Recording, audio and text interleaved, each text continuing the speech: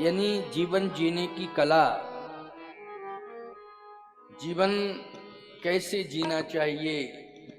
क्योंकि आज हम देख रहे हैं कि जीवन भार बन गया है। ये कोई जीवन जीना नहीं है।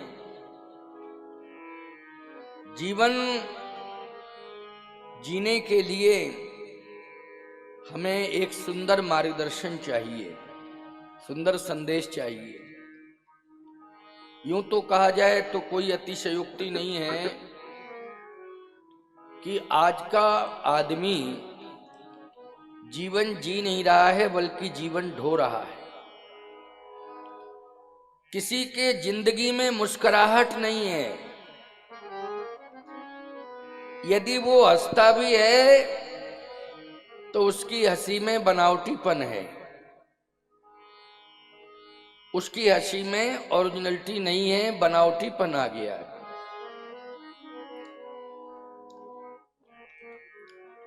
जिंदगी में मुस्कुराना चाहिए।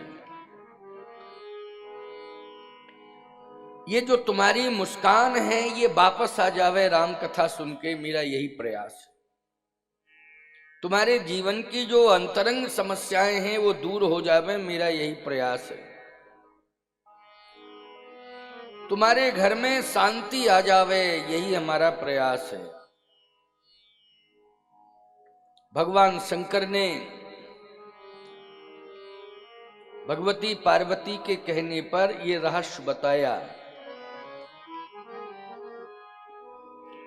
राम जन्म के हेतु अनेका, राम जन्म के हेतु अनेका, राम जन्म के हेतु अनेका, राम जन्म के हेतु अनेका, परम विचित्र एक तेका, परम विचित्र एक तेका, परम विचित्र एक तेका, परम विचित्र एक तेका,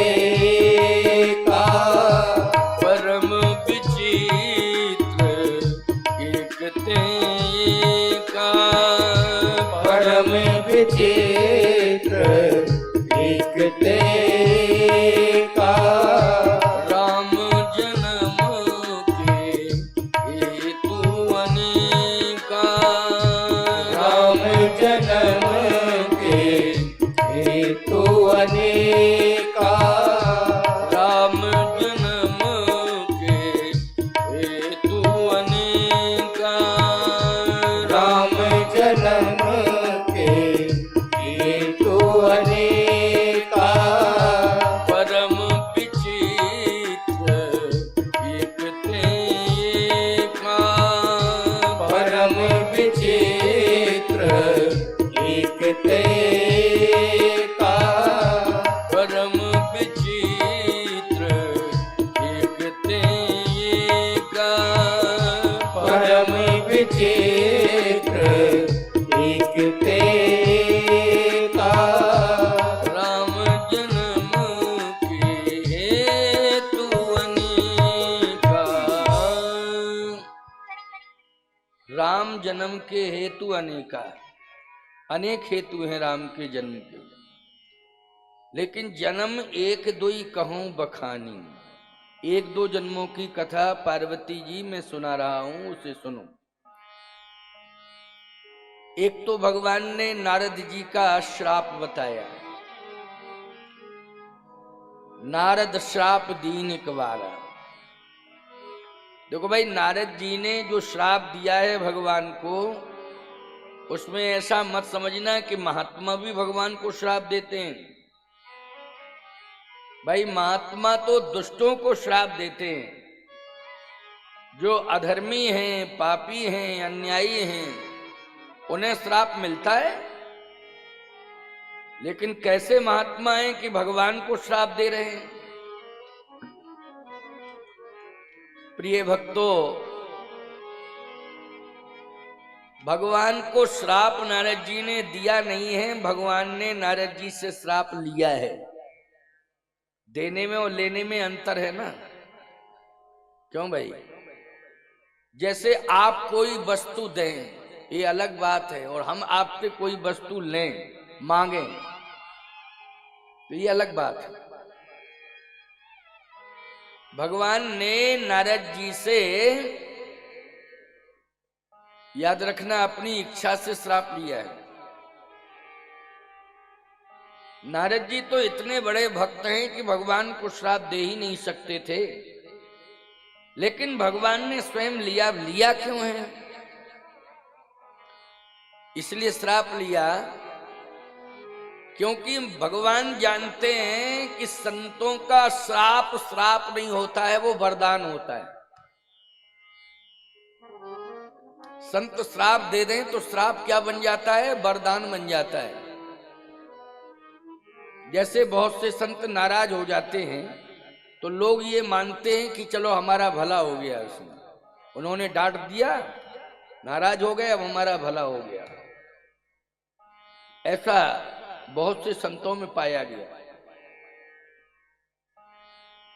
तो भगवान ने नारद जी से श्राप लिया है। भगवान ने नारद जी को बद्री नारायण भेजा कि जाओ नारद, भ्रमण करके आओ। आप लोग बद्री नारायण की यात्रा करते हो कि नहीं? कुछ कुछ लोग किए होंगे, सब तो नहीं गए होंगे, क्योंकि कुछ लोग गए होंगे। जाना चाहिए।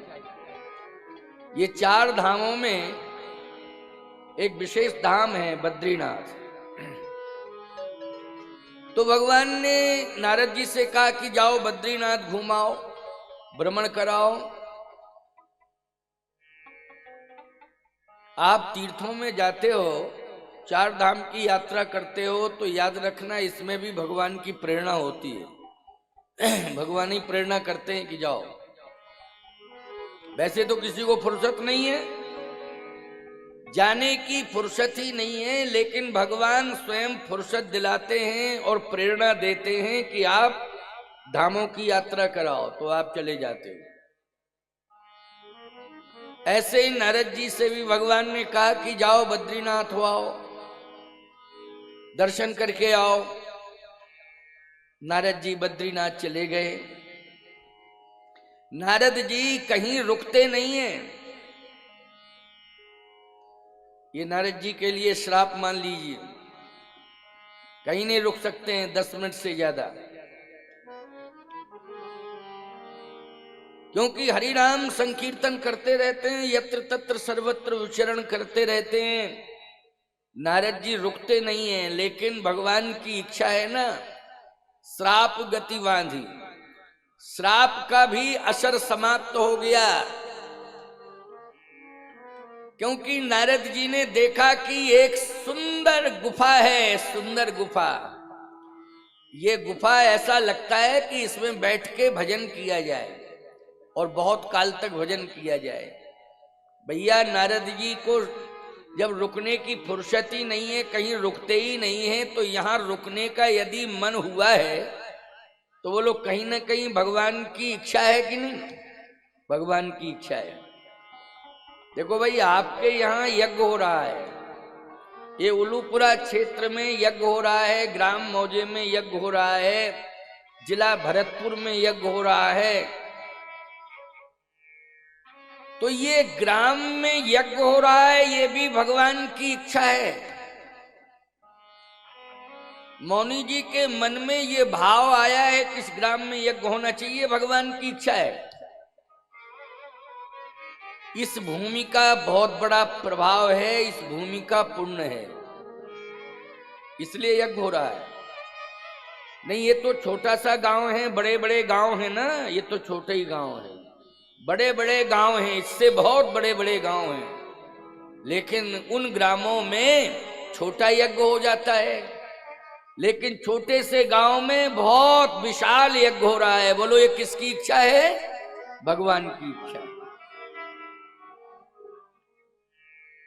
यहां भगवान की इच्छा है कि नारद जी श्रापित हैं, परंतु उनका मन रुकने का हो गया कि मैं इस गुफा में रुकूंगा और भजन करूंगा, तपस्या करूंगा। अच्छा, गुफा भी बड़ी सुंदर है, रमणीक है, गंगा जी के तट पर है गुफा। हिमगिरि गुहा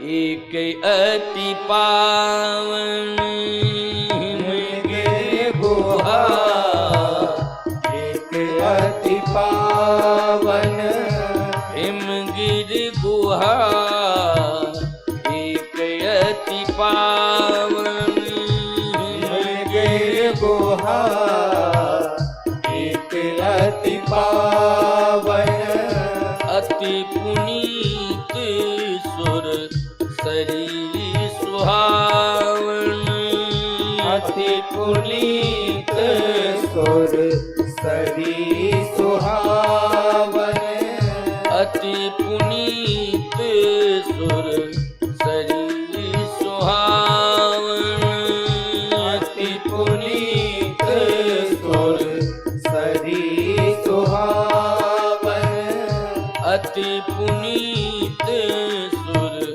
शरीर सुहावन, अति पुनीत सुर शरीर सुहावन, हिमगिरि गुहा एक अति पावन, हिमगिरि गुहा एक अति पावन, हिमगिरि गुहा एक अति पावन। एक बड़ी सुंदर सुहावनी गुफा है और उसमें परम पुनीत समीप में गंगा प्रवाहित हो रही हैं। इतनी सुंदर दिव्य छटा कि नारद जी का मन हो गया कि अब मैं इसे छोड़ के नहीं जाऊंगा, इसी गुफा में रहूंगा और भजन करूंगा। नारद जी गुफा में प्रवेश कर जाते हैं। जैसे ही नारद जी ने प्रवेश किया, नारद जी का मन लग गया। अब नारद जी का ऐसा मन लगा कि गुफा ही नहीं छोड़ना चाहते हैं वो। पूरी दुनिया में एक बद्री नारायण की गुफा ऐसी है जिसमें नारद जी का मन लगा और नारद जी ने उस गुफा को छोड़ा ही नहीं, कहीं हटना ही नहीं चाहते। ऐसी तपस्या कि देवराज इंद्र का सिंहासन हिल गया। देवराज इंद्र का सिंहासन हिलने लगा। इंद्र ने कहा, लगता है कि कोई साधु तपस्या कर रहा है। बस ये विचार ही कर रहा था, मालूम चल गया कि नारद जी तपस्या कर रहे हैं। इंद्र ने कहा कि अब तो हमारा इंद्रासन ही चला जाएगा, क्योंकि ऐसी तपस्या तो कोई महात्मा कर नहीं पाया जैसी नारद कर रहे। अब मेरा इंद्रासन ही चला जाएगा। इंद्र को चिंता हुई।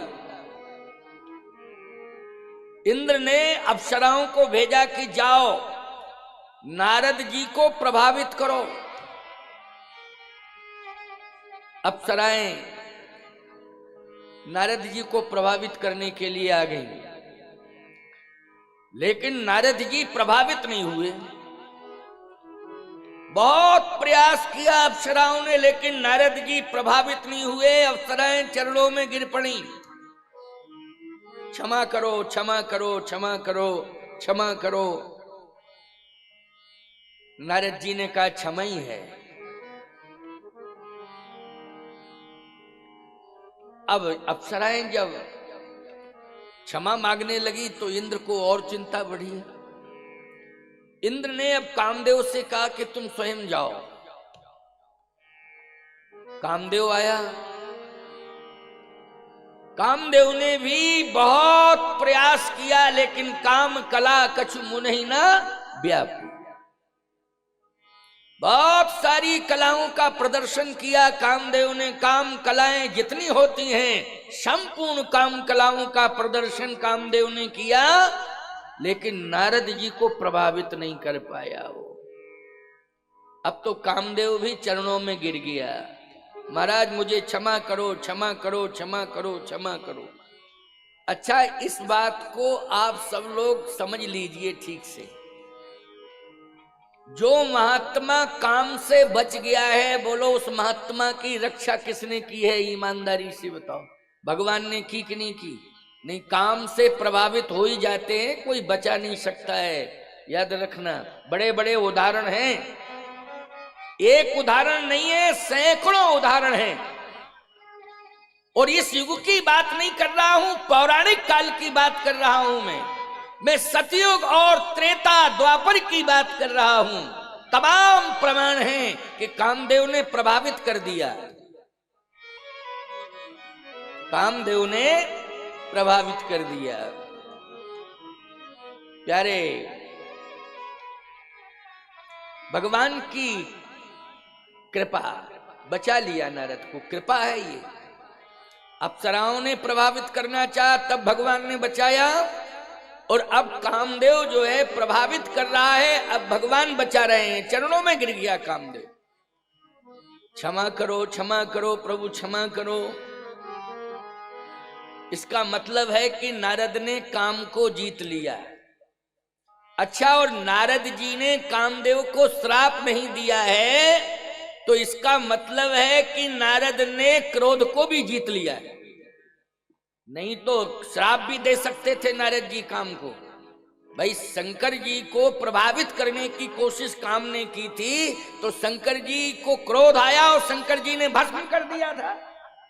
इसका मतलब क्रोध को शिव जी नहीं जीत पाए, परंतु क्रोध को नारद जी जीत गए, प्रमाण मिला है, क्षमा कर दिया। अच्छा, क्रोध को भी अगर कोई महात्मा जीत रहा है आज के जमाने में, तो बोलो भगवान की कृपा है कि नहीं?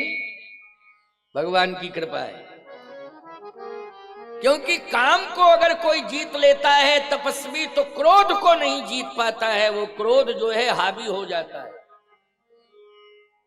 लेकिन महात्मा नारद की तपस्या सफल है कि उन्होंने क्रोध को भी जीत लिया, क्षमा कर दिया कामदेव। अच्छा, लोभ को भी जीत लिया नारद जी ने, क्योंकि इंद्र को डर था कि मेरा इंद्रासन ना चला जाए, कहीं नारद ही स्वर्गाधिपति ना बन जाएं, ये डर था। लेकिन जब कामदेव वापस जाने लगा तो नारद जी ने कहा, जाओ कह देना इंद्र से कि मुझे तेरे सिंहासन की आवश्यकता नहीं है, मैंने तो अपने कल्याण के लिए भजन किया है, इंद्रासन पाने के लिए भजन नहीं किया है, स्वर्ग की सत्ता प्राप्त करने के लिए भजन नहीं किया है। इसका मतलब है कि स्वर्ग की सत्ता को छोड़ रहे हैं, तो बोलो लोभ को भी जीत लिया कि नहीं? किसको जीत लिया? लोभ को। काम को जीता, क्रोध को जीता, लोभ को जीता। इन तीनों में जीतने में बोलो किसकी कृपा है? भगवान की कृपा है, क्योंकि काम से बचाया, क्रोध से बचाया और लोभ से बचाया नारद को। करहूं सदा तिन की रखवारी, करहूं सदा तिन की रखवारी, करहूं सदा तिन की रखवारी, करहूं सदा तिन की रखवारी। जिम बालक राखई महतारी, जिम बालक राखई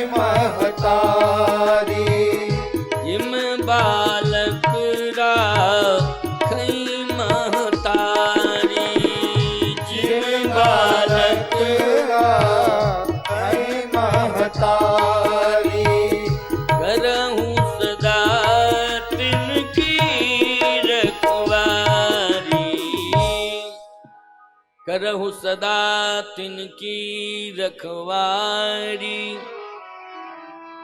जिम बालक राखै महतारी।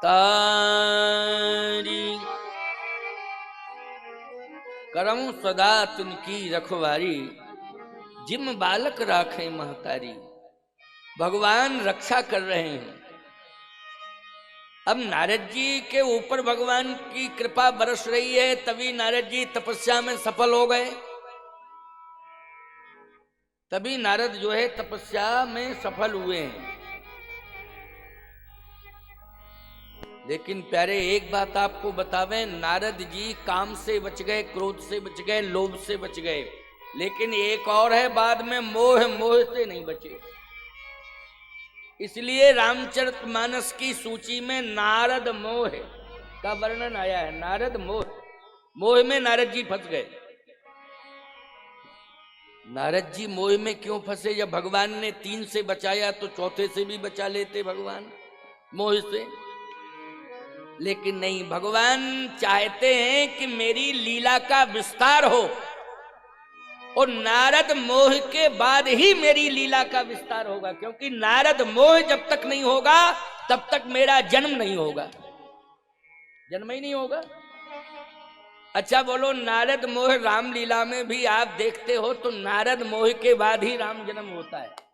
रामलीला में नारद मोह के बाद क्या होता है? राम जन्म।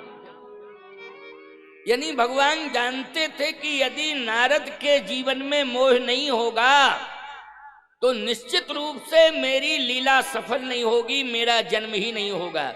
इसलिए भगवान ने अपने जन्म के लिए नारद जी को मोह से जोड़ दिया। भगवान का जन्म काम से नहीं होता है, भगवान का जन्म क्रोध करने से नहीं होता है, भगवान का जन्म जो है लोभ करने से भी नहीं होता है। भगवान का जन्म तो मोह करने से हो जाता है। जब जीव भगवान से मोह करेगा तो निश्चित है भगवान प्रकट हो जाएगा। अच्छा बोलो, जीव को किससे मोह करना चाहिए तब भगवान आते हैं? भगवान से मोह करना चाहिए। देखो, मोह को भगवान से जोड़ो, और नारद जी ने जो मोह किया है वो भगवान के कारण किया है, अपने कारण नहीं किया है, भगवान के कारण। आज हम काम करते हैं, क्रोध करते हैं, लोभ करते हैं, लेकिन मोह करते हैं तो अपने घर वालों से, अपने नाते रिश्तेदार परिवार वालों से। व्यापार से मोह करते हैं, व्यवहार से मोह करते हैं, संसार से मोह करते हैं। लेकिन जिस दिन हम परवरदिगार से मोह करने लगेंगे उसी दिन भगवान प्रकट हो जाएगा, हमें दर्शन देगा। इसलिए हमें भगवान से मोह करना चाहिए। भगवान ने कहा कि अब मोह रह गया है तो मोह, नारद मोह के बाद ही मेरा जन्म होगा।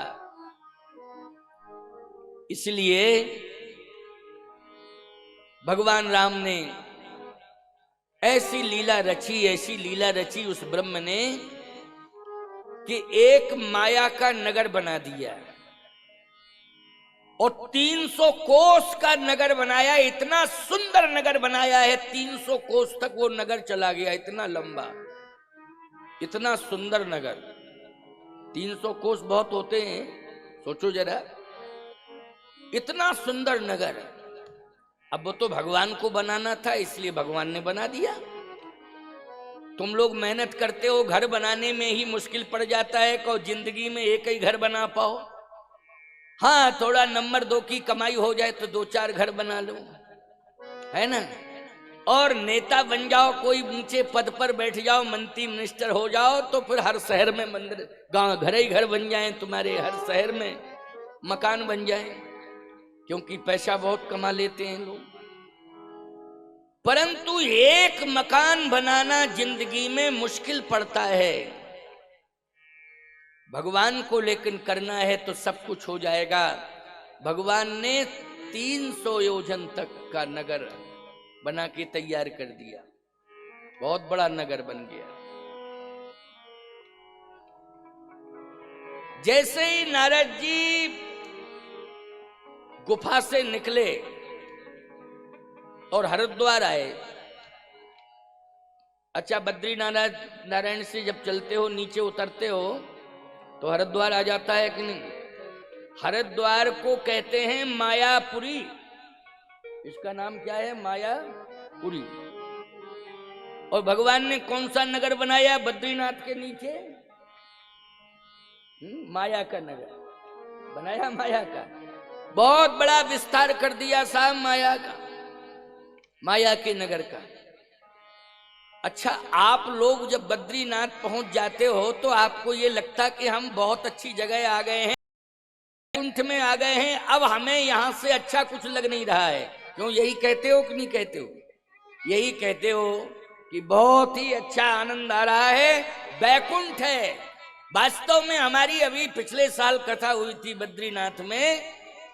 जितने लोग गए थे कथा सुनने के लिए, बहुत से लोग गए थे, 200-250-300 लोग गए थे। और बाकी जो पूरी कथा में रहे इतने तो बाकी आते जाते रहे।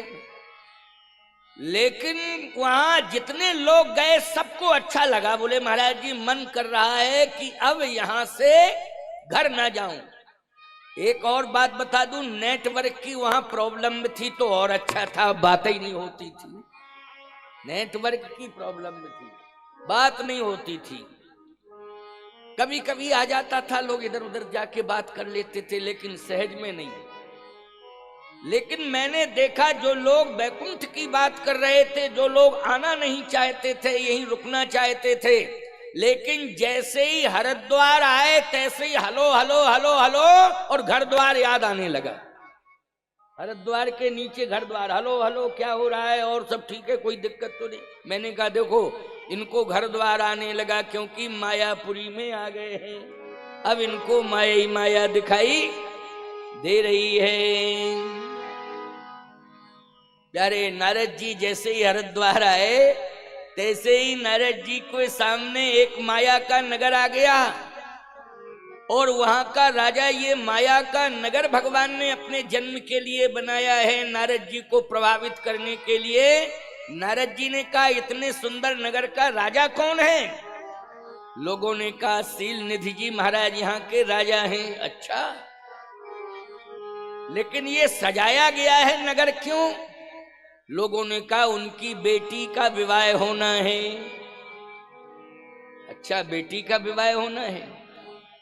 हाँ, विवाह भी स्वयंवर। क्या होना है? स्वयंवर। अच्छा, ये स्वयंवर बेटी का क्या नाम है? कहा, बेटी का नाम है विश्वमोहिनी। विश्वमोहिनी। बोलो भाई, विश्व मानी संसार, मोहिनी मानी मोहित करने वाली, अर्थात भगवान की माया। ये भगवान की माया ही क्या बन गई? बेटी। किसकी बेटी बन गई? शील निधि की।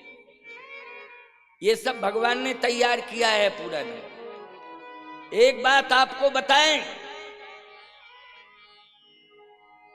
एक बेटी हजारों से कह सकती है कि ये मेरा पिता है, ये मेरा पिता है, ये मेरा पिता है, ये मेरा पिता है। हजारों से कह सकती है वो, और मर्यादा सुरक्षित। बोलो, एक बेटी गांव में जितने बूढ़े लोग हैं या पिता के समान उम्र वाले हैं, वो कह सकती है कि नहीं सब हमारे पिता हैं? कह सकती है। लेकिन प्यारे, वो बेटी सबको पति नहीं कह सकती। पति एक ही होता है। बोलो भाई, पति एक ही होता है। वो भाई भी हजारों को कह सकती है कि ये मेरा भाई, ये मेरा भाई, ये मेरा भाई, ये मेरा भाई। बाप भी हजारों को कह सकती है, ये मेरा बाप, ये मेरा बाप, ये मेरा बाप, ये मेरा बाप। लेकिन याद रखना, उस बेटी की हिम्मत नहीं पड़ेगी कि सैकड़ों से कह दे ये मेरा पति है, हजारों से कह दे ये मेरा पति है।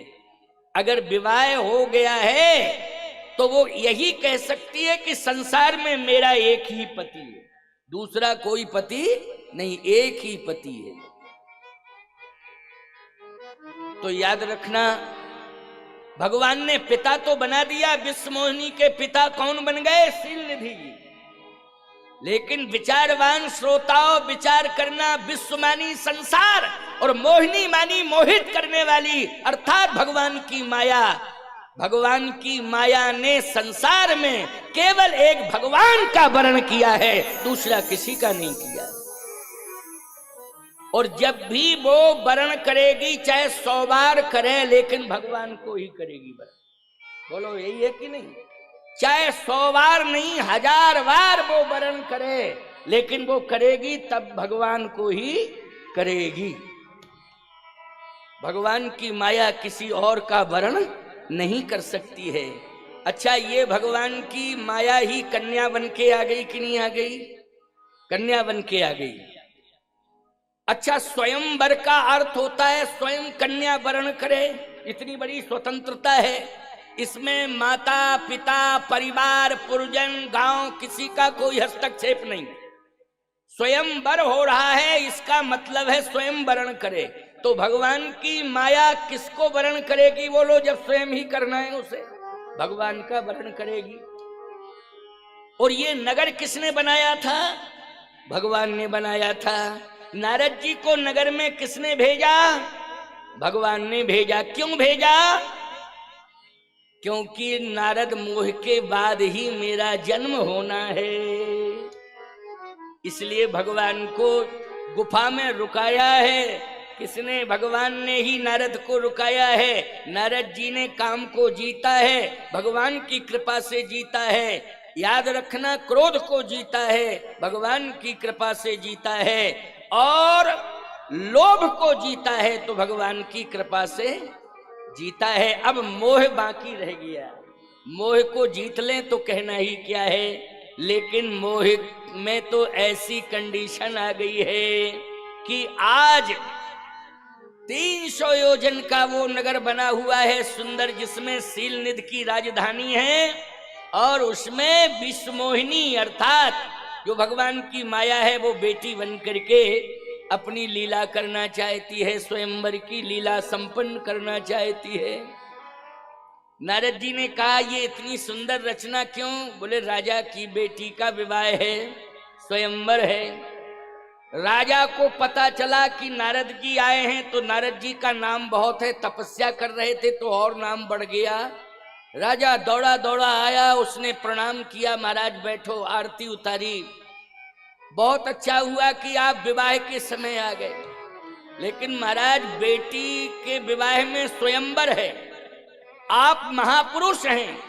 अब आप ही ये बताइए कि मेरी बेटी स्वयंवर में किसका वरण करेगी? आप बताओ। बहुत अच्छा हुआ आप आ गए हो, समय से आ गए हो महाराज, अब हमारी चिंता दूर हो गई। क्योंकि स्वयंवर में ये लग रहा था कि पता नहीं डिसीजन गलत न ले ले बेटी, क्योंकि हम लोगों की तो चलेगी नहीं, स्वयंवर में बेटी के मन की बात होगी, तो बेटी कहीं गलत निर्णय न ले ले, मुझे चिंता सता रही थी। लेकिन अब आप आ गए हो तो आप तो पहले से ही मुझे